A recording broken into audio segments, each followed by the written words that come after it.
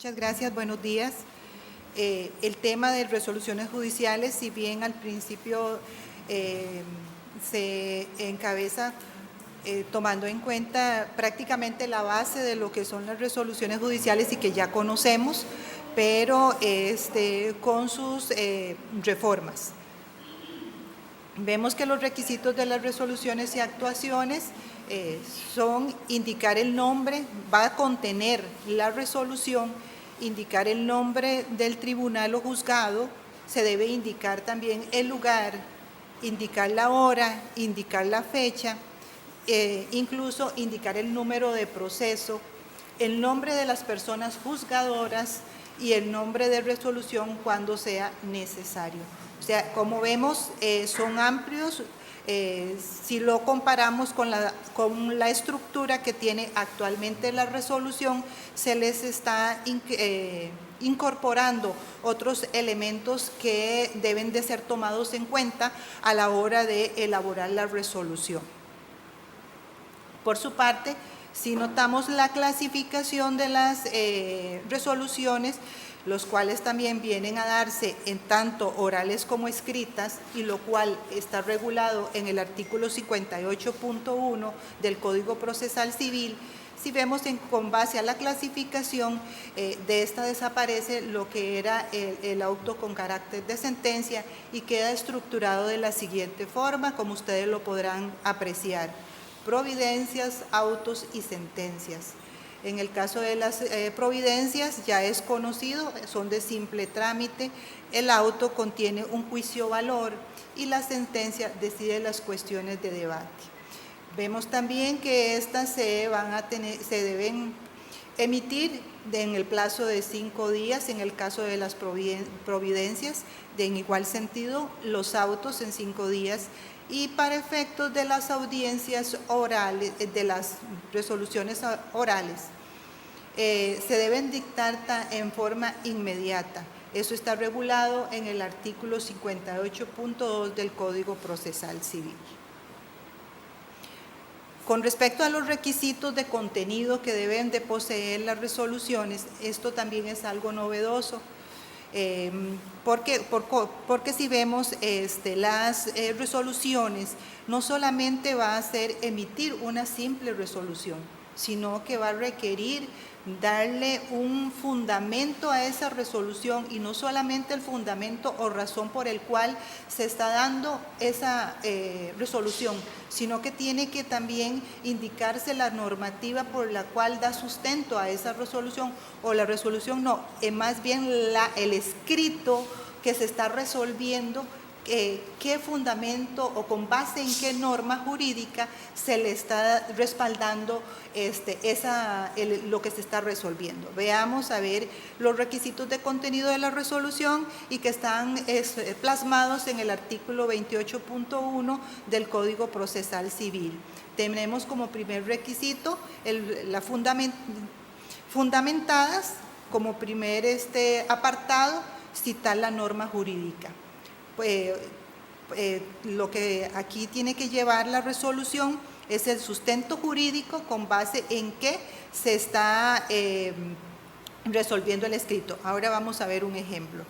Dice: hacer una valoración de los requisitos de modo que justifique la autorización o denegatoria por cual no se acoge la gestión que está promoviendo, digamos, en este caso, por ejemplo, que sea la parte actora. Veamos un ejemplo para indicar este fundamento en el caso de un ejemplo de un desistimiento. Viene en un proceso ordinario, viene la parte actora y solicita el desistimiento del proceso después de la contestación.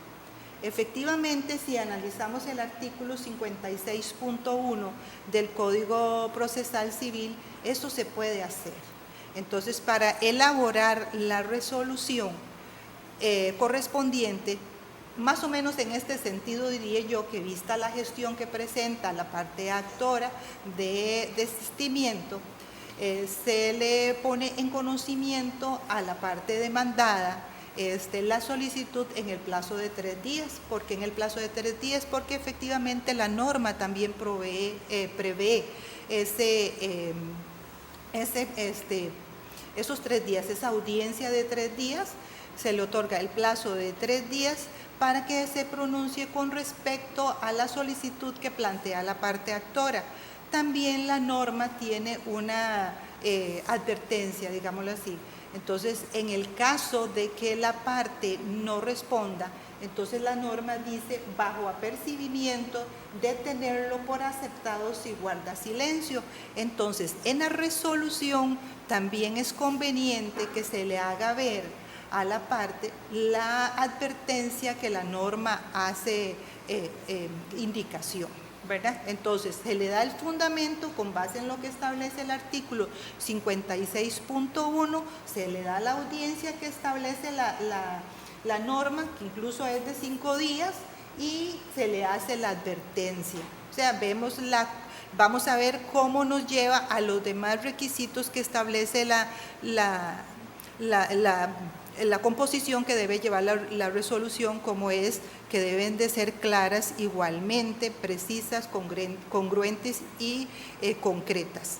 En el caso del siguiente requisito, que debe ser claras, es en cuanto a su redacción y su contenido, o sea, que se le haga ver a la parte qué es lo que está solicitando. O sea, no es que, no le voy a decir que no lleve tanto, eventualmente a veces nos perdemos en el contenido por indicar muchas cosas que eventualmente no es el punto concreto.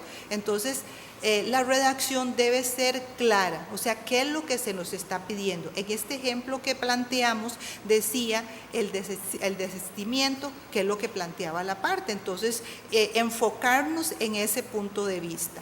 El otro requisito que serían precisas es que indicar el punto en el cual se está planteando la resolución, el punto debatido, debe resolverse en forma cierta y determinada, o sea, el punto concreto. No, muchas veces decimos no adornar tanto, en ocasiones, como les decía, nos perdemos de ese punto de vista, el punto central, y nos perdemos adornando y no nos ubicamos en qué es lo que se está pidiendo o lo que se está pretendiendo. Concretas, vemos cómo todos los requisitos nos llevan a esa secuencia lógica. Concretas es específica, directo en lo que se solicita. Y congruente quiere decir, en cuanto a la redacción, en lo que solicita y lo resuelto. O sea, si se estaba pidiendo un desistimiento, vea que hay una congruencia en el sentido de que citamos la norma jurídica, indicamos qué dice la norma jurídica y ponemos la sanción que dice la norma jurídica. Entonces, creo que el ejemplo nos lleva a esos 5 requisitos que establece el 28.5, que debe estar fundamentada, deben ser claras, precisas, concretas y congruentes.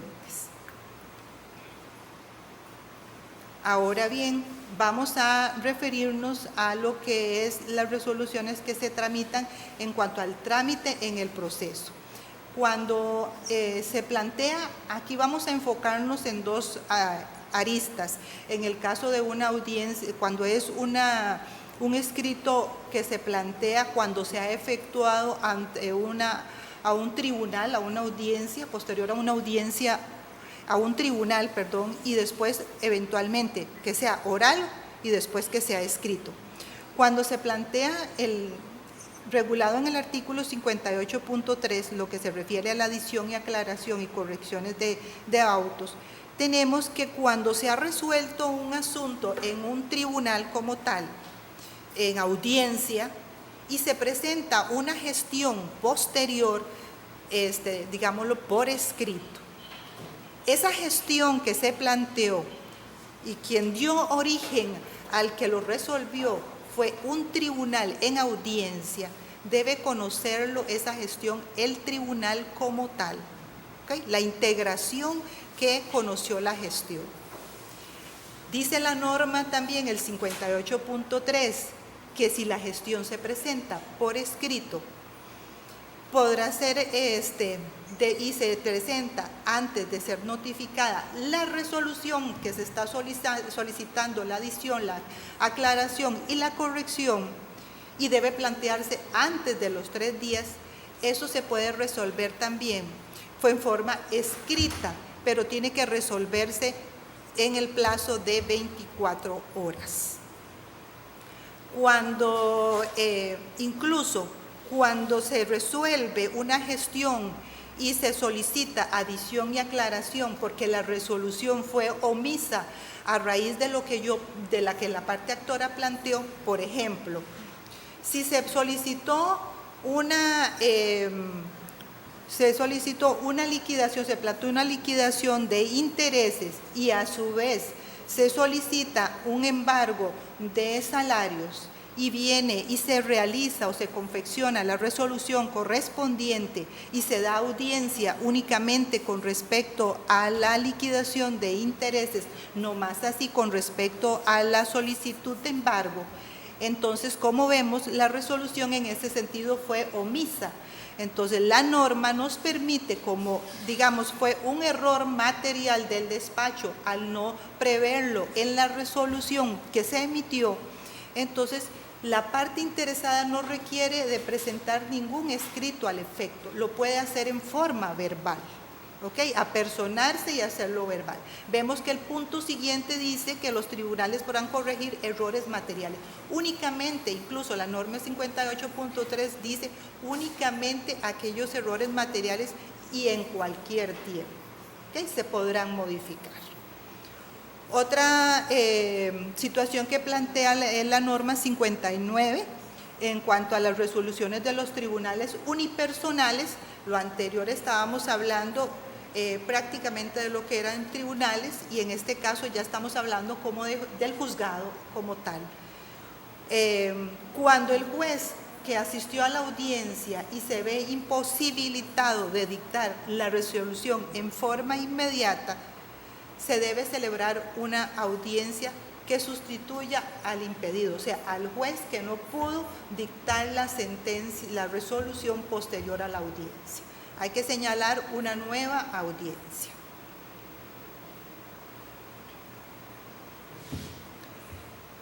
En cuanto a la resolución de tribunales colegiados, aquí tenemos la regulación que establece el artículo 60.1 del Código Procesal Civil, cómo resolver los asuntos después de una audiencia. Para efectos de la deliberación y votación y redacción y validación de la redacción, dice la norma que debe estar el tribunal original. Así le puse yo, no dice la norma tribunal original, pero debe estar conformada por el tribunal que originalmente conoció el asunto. Entonces, si se va a votar, deliberar o la votación o redacción y validación de algún asunto, tiene que resolverlo el tribunal que originalmente estaba conformado. La norma dice también de que si eventualmente el juez o uno de los jueces o juezas ya no está integrando ese tribunal, deberá ser llamado para que integre ese tribunal. ¿Eso qué implica? Independientemente esté o no en el despacho, puede ser que esté trasladado, puede ser que esté en ascenso, qué sé yo, ciertas circunstancias que se dan dentro de la misma institución. Hace una excepción la misma norma. No así las personas que estén suspendidos o bien que hayan renunciado o bien que se hayan jubilado, ¿verdad? Pero tendrán que ser llamados independientemente de donde estén para que integren ese tribunal, porque fueron los que originalmente conocieron o los que estaban integrados para resolver el asunto.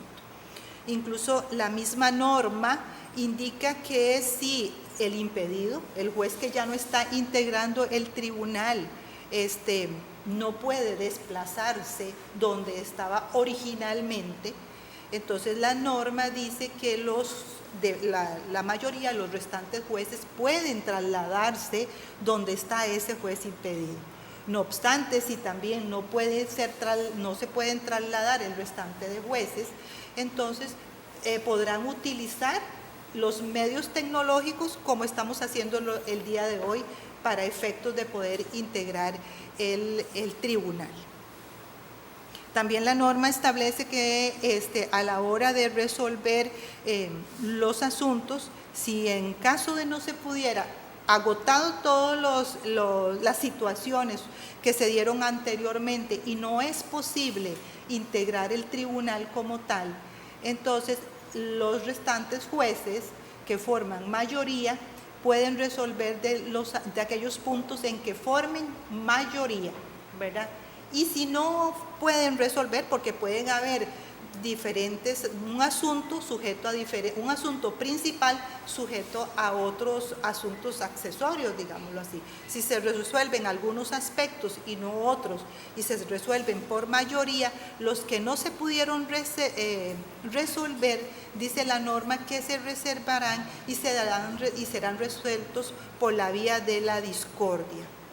Si bien es cierto, el artículo 60.3, que es el que resuelve la discordia, ¿verdad?, está posterior. Lo quise traer a esto para de una vez explicarlo a lo que se refiere la discordia, y está regulado en el artículo 60.3. La discordia como tal, vemos cuando no se conforma mayoría en un punto, o sea, no se estuvo de acuerdo, esa es la discordia, no se estuvo de acuerdo en diferentes puntos. Entonces, en los puntos que sí se estuvo de acuerdo, se reservan, ¿verdad? Y se reservan esos puntos y se adhieren a los que no se estuvieron de acuerdo. Entonces, se conforma un nuevo tribunal con los jueces que sean necesarios, ¿verdad?, para conocer los puntos de los cuales no se pudo resolver y se generó discordia. Se forma un nuevo tribunal con los jueces y juezas que sean necesarios, dice la norma, un tribunal impar. También la norma establece cómo esos jueces y juezas que integran el nuevo tribunal se harán de conocimiento, cómo se empaparán de los asuntos que no se han podido resolver. Dice que mediante el soporte de audiencias, ¿ok? Por medio del audio ellos van a escuchar los puntos o cómo fue que eventualmente se analizó anteriormente por el anterior tribunal esos asuntos. También la norma prevé que si eventualmente no fuera claro, ¿verdad?, para mí se puede realizar, dice, se puede realizar otra audiencia y en el plazo de 10 días. Si eventualmente lo que no se escuchó en el audio o los jueces tienen duda o el análisis que se hizo, entonces ahí se va a una nueva audiencia, pero eso sí se debe señalar en el plazo de 10 días. También la norma establece que en esos puntos que no se pudieron resolver y que está conociendo el nuevo tribunal, tampoco genera mayoría y existe un voto único, entonces ese voto único deberá adherirse a cualquiera de los otros dos para formar mayoría. Eso es lo que establece el artículo 60 y a lo que se refiere cómo resolver o cómo tratar los asuntos en que generen ese conflicto de cuando no se hace mayoría y que se denomina como la discordia. Ahora vamos a hablar también de lo que es la deliberación, votación y redacción en los tribunales colegiados, que está regulado en el artículo 60.2 del Código Procesal Civil. Este apartado, este artículo, la dinámica que maneja es cómo se maneja la votación en un tribunal colegiado. Eso es el fondo de lo que establece este artículo 60.2. Y dice como primer punto que la votación de las resoluciones serán secretas, va a ser dirigida por un presidente o presidenta. El informante o la persona que informa someterá únicamente, la persona que va a exponer a los demás integrantes se va a referir a cuestiones solo de hecho y de derecho, y en los asuntos debe darse una mayoría del tribunal sobre cada uno de los puntos que se están analizando. Cuando hay varios puntos que dependan de un principal, y hay un integrante que se vota negativo con respecto a algunos aspectos, eso no impide que ese integrante o esa persona juzgadora que votó en forma negativa se pueda pronunciar con respecto a los restantes puntos. Quien le corresponde también elaborar la resolución correspondiente va a ser a la persona juzgadora, quien el informante va a ser la persona que elabore la resolución. No obstante, si no obtuvo mayoría de la resolución, no obtuvo mayoría en el asunto, entonces le corresponderá elaborar la resolución a cualquier otro de las personas juzgadoras, o sea, a cualquier otro de los restantes integrantes del tribunal. Las personas juzgadoras que salven el voto a la hora de que esté sometiéndose algún asunto a votación, tendrán un plazo de entre 5 a 15 días para presentar o adjuntar, yo diría, que a la resolución correspondiente el voto salvado. En caso de que la norma también establece de que no se adjunte o no se aporte ese voto salvado, la norma prevé que se tendrá por no puesto ese voto salvado de pleno derecho, si no se plantea en ese plazo de los 5 a 15 días. Tenemos también lo que establece el artículo 64 del Código Procesal Civil, que es la cosa juzgada en las resoluciones. Este artículo no solamente se refiere a las resoluciones, sino también se refiere a las sentencias. Pero dado para ser congruente o consecuente con lo que he venido exponiendo, que es solamente con respecto a las resoluciones, yo me voy a enfocar únicamente en ese punto. La norma establece una regla general.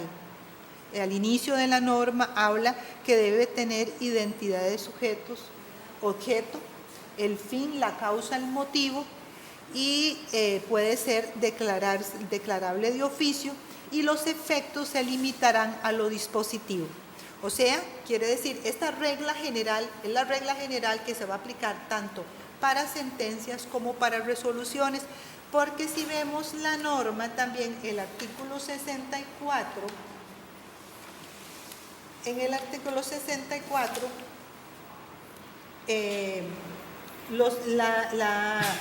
la cosa juzgada material, porque vamos a hablar de la cosa juzgada material, lo produce tanto en sentencias como dice en resoluciones indicadas por la ley. Pero quiero devolverme a la regla general. La regla general quiere decir que para efectos de establecer la cosa juzgada en las resoluciones, tiene que necesariamente darse esa conexidad entre esos elementos, sujeto, objeto y causa. Tienen que estar los tres elementos, el sujeto, el fin y el motivo por el cual consideramos que estamos declarando la cosa juzgada. Véase que también podemos declarar de oficio el despacho, la cosa juzgada. Por ejemplo, diría yo, en un proceso, un laudo arbitral, por ejemplo, que ya se haya resuelto el asunto del cual se trajo a resolver al despacho y que se aporte copia certificada de la sentencia que se resolvió en el laudo arbitral. Entonces, el despacho, con la prueba de la certificación, viendo que tiene todos los elementos, puede declarar de oficio la cosa juzgada. Vemos también que tiene en común lo que son los efectos que se limitan a la parte dispositiva. Esta parte dispositiva, y leyendo por ahí un libro de don Jorge López con respecto al análisis que hace de la cosa juzgada, efectivamente él decía que la cosa juzgada, la sentencia como un todo, ¿verdad?, no va a ser, la cosa juzgada se va a enfocar en lo que es el por tanto, la parte dispositiva. Y él decía, de ahí lo importante que en esa parte dispositiva y en el por tanto esté contemplado todos y cada uno de los puntos de los cuales se pretende. ¿Para qué? Porque ahí es donde se va a enfocar o se va a atacar para determinar si eventualmente si hay cosa juzgada. Se puede dar cosa juzgada. Incluso él decía en ocasiones, por comentarios o simples comentarios que eventualmente se podían hacer en la parte considerativa, eso podría prestarse eventualmente en otra ocasión o abrir el portillo, decía él, para atacar por ese lado la sentencia de declarar la cosa juzgada por simples comentarios, y eso vendría en perjuicio, si se abre ese camino, decía él, en perjuicio del principio de acceso a la justicia. Vemos que la norma también, el artículo 64, habla de las resoluciones indicadas por la ley y que producen cosa juzgada material. Yo les pongo en este caso 2 ejemplos donde la norma efectivamente así lo establece. Esas resoluciones que generan esa cosa juzgada material, y tenemos por ejemplo el incidente de cobro de honorarios de abogado o abogada. El artículo 76.3 efectivamente así lo establece, que la resolución que se emita o se conozca sobre ese punto va a producir cosa juzgada. Incluso el artículo 133.3 en cuanto a la aprobación del proyecto de partición, también dice que con la aprobación del proyecto de cuenta partición o de partición va a producir cosa juzgada. Entonces, como vemos, esa es a lo que se refiere la norma en respecto a las resoluciones indicadas por ley. Esos ejemplos que les acabo de indicar. Tenemos, por último, lo que son las firmas de las resoluciones judiciales, y que está establecido en el artículo 28.2 del Código Procesal Civil. Con respecto a los órganos jurisdiccionales unipersonales, pues le corresponderá a la persona juzgadora atender la firma de todo lo que se genere en ese despacho judicial. Y con respecto al órgano colegiado, lo que son las providencias lo va a hacer la persona informante, y lo que son los autos, quienes integran el tribunal, o sea, todos lo van a firmar. Si existe algún impedimento para firmar, lo que se va a hacer, y así lo prevé la norma, es una constancia de por qué no se va a poder plasmar la firma de alguno de los integrantes del tribunal. Por su parte, también habla de la firma electrónica, en este caso por los medios establecidos por la Corte Suprema de Justicia.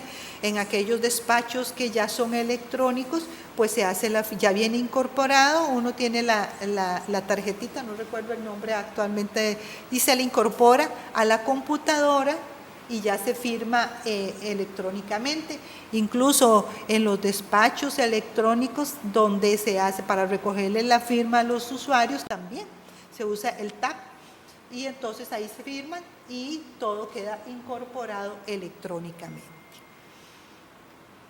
Esto sería de mi parte con respecto a las resoluciones judiciales. Les agradezco mucho por el espacio brindado.